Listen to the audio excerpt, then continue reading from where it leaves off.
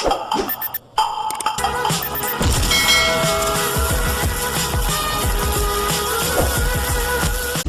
raksasa ditemukan seberat 1,7 kg.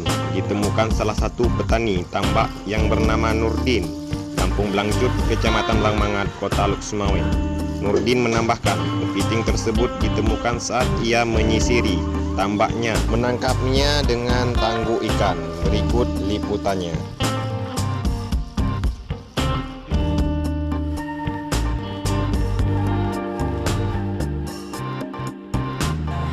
Dalam kolam sendiri.